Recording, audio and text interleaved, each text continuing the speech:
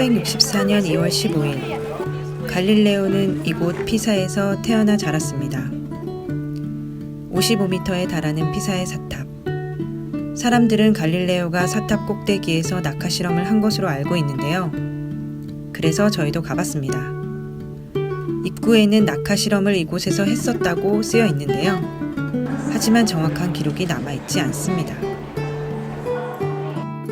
오히려 1586년 네덜란드의 과학자 시몬 스테빈이 높은 건물에서 물체를 떨어뜨려 관찰한 기록은 있습니다. 갈릴레오뿐만 아니라 당시 과학자들이 이미 연구하던 주제였죠. 이 시기에 진자와 포물선 관성에 관해서도 깊이 이해하기 시작합니다. 무엇보다 중요한 건 오래된 믿음. 아리스토텔레스의 물리학이 잘못되었음을 알고 있었다는 점입니다. 피사 대성당은 갈릴레오가 태어난 지 4일 후 세례를 받았던 곳입니다. 성당에는 그가 등시성에 대해 영감을 받았다고 하는 샹들리에가 있는데요. 사실은 샹들리에가 설치된 1587년은 이미 갈릴레오가 피사를 떠난 후입니다. 유서 깊은 피사 대학. 갈릴레오는 17살의 어린 나이에 입학합니다. 아버지의 권유로 의학을 공부하기 시작했지만 금세 수학에 매료되어 진로를 바꿉니다. 그러다 집안 사정으로 4년 만에 학업을 중단하게 되죠. 뚜렷한 활동 없이 지내다 작은 천칭이라는 논문을 발표하는데요. 아르키메데스를 존경한 그가 부력과 지렛대 원리를 응용해 연구한 결과입니다. 이후 수학적 능력을 인정받아 피사 대학 교수로 임명됩니다. 대학 강의실에는 동상이 하나 있는데요. 이 동상만이 이곳에서 갈릴레오가 활동했다는 사실을 말해줍니다. 갈릴레오의 생가는 500년 가까이 된 안드레아 성당 바로 앞에 있습니다. 키아소 디 메르칸티 우리 집에 피렌체의 음악명인 피사 사람 빈센초 갈릴레이가 12스쿠도를 내고 세를 들었다. 갈릴레오가 태어난 집에 대한 기록입니다.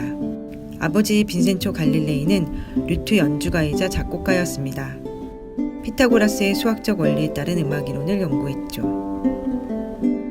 지금 흐르고 있는 음악이 빈센초 갈릴레이가 작곡한 류트곡입니다.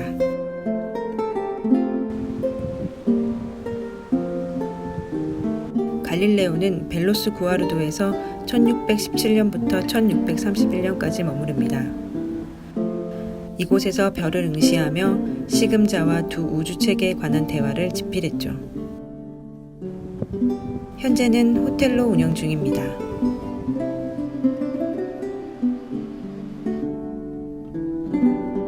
피렌체는 메디치의 도시이자 르네상스의 꽃입니다. 산타 마리아 노벨라 성당에는 마사초의 성삼위 이치가 그려져 있는데요. 투시법을 활용한 최초의 미술작품입니다.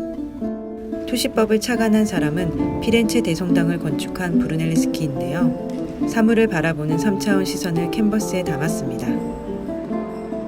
그는 사람들이 투시법을 마술이나 속임수로 생각해 믿지 않자 대성당 맞은편 예배당을 입체적으로 그리고 그 결과를 직접 보여주기도 했습니다.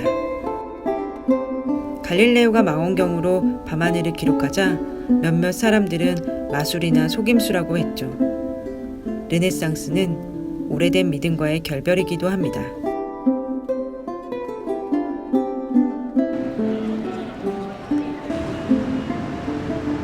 갈릴레오 박물관은 아르노 강의 베키오 다리 근처에 있습니다. 이곳에는 17세기 이후 제작된 메디치 가문의 과학 실험 장치들이 즐비합니다. 하지만 갈릴레오와 관련된 진품은 3점입니다. 망원경, 렌즈, 그의 손가락. 우린 3층 도서관으로 올라갔습니다. 도서관에서 그에 관한 자료를 찾아보려고 했죠. 자료는 체계적으로 디지털화되어 있었습니다. 여러분도 집에서 쉽게 확인할 수 있습니다. 돌아가는 길 우피치 미술관 한쪽에 갈릴레오 동상이 무수한 위인들과 함께 있었습니다. 도시엔 몇몇 동상과 현판만이 있을 뿐 갈릴레오의 흔적은 대부분 사라졌습니다. 남아있는 건 그의 책과 논문, 편지, 메모들 뿐입니다.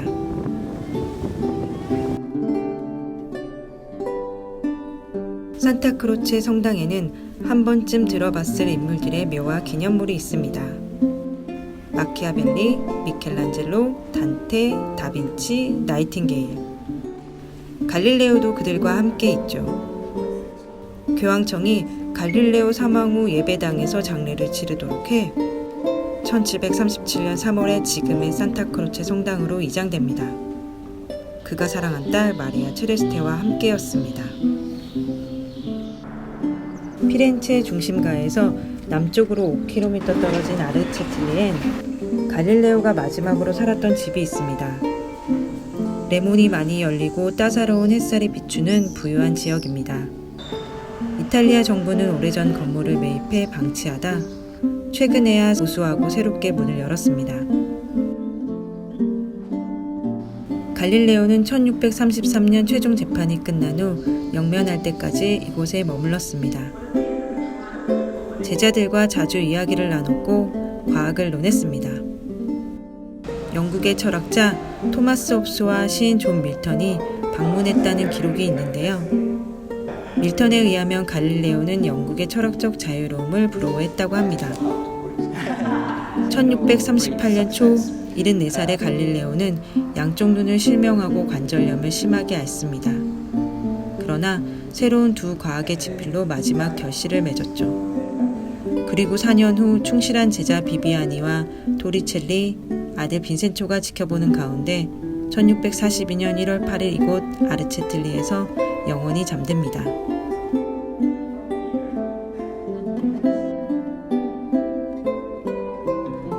어딜 가나 관람객이 즐비한 로마는 갈릴레오의 영광과 나락이 함께한 곳입니다. 별의 전령을 출판한 후 일약 스타가 되어 로마로 초대되었고 예수의 학자들에게 자신의 발견을 강연했죠. 반면에 종교 재판의 최종 선고가 미네르바 성당에서 있었습니다. 전통에 따라 흰 옷을 입고 성당 앞에서 낭독했죠. 저 갈릴레오 갈릴레이는 자필로 위와 같이 이단을 포기합니다. 어쨌든 갈릴레오는 지동설을 부정합니다. 1600년 조르다노 브루노의 화형이 집행된 이후 코페르니쿠스 지지자들에겐 큰 충격이었을 것입니다. 스페인 광장 계단을 오르면 빌라 메디치가 있습니다. 이곳에 갈릴레오와 관련된 원통의 비석이 하나 있습니다. 비석에는 이렇게 기록되어 있습니다. 검사성성은 갈릴레오를 태양 중심설과 지구의 회전을 주장한 이유로 재판했으며 이곳에 가둔다.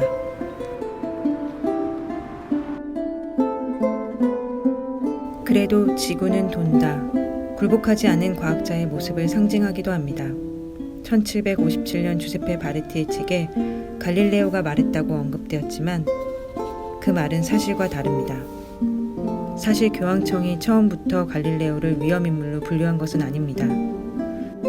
그의 연구를 신임하고 지지를 보냈죠. 이단 취급을 받지 않도록 몇몇 조언도 했었습니다. 하지만 이 우호적인 관계는 어디까지나 갈릴레오가 지동설을 하나의 가설로 주장한다는 조건하에 성립할 뿐이었습니다. 시금자와 두 우주체계에 대한 대화에서 그는 성서의 해석과 천동설을 부정했습니다. 단지 갈릴레오는 학문적 견해를 달리했을 뿐이었고 독실한 신자임을 강조했습니다. 하지만 시대는 용서하지 않았죠. 우리는 갈릴레오가 어떻게 과학적 방법을 진전시켰는지 이야기하고 싶었습니다. 그는 관찰과 실험으로 자연현상을 잘못 해석한 사람들을 납득시키기 위해 고군분투했습니다. 갈릴레오를 들여다보며 과학자가 얼마나 힘든 싸움을 했는지 알 수 있기를 기대합니다. 그것은 곧 과학의 과정이니까요.